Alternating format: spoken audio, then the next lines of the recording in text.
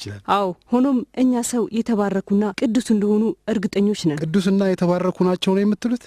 እሳቸው ምንም አይደሉም። ከኔ ጋር ኑና አሳያችኋለሁ። ተከተሉኝ።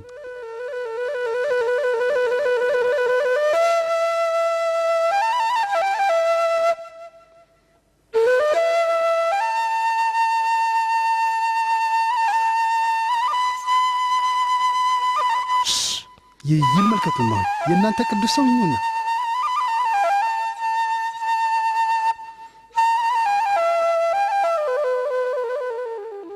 እባብና ጊንጡን እንረግጥ ዘንድ ስልጣን ሰጠን፣ የጠላትንም ኃይሉን እንገዛ ዘንድ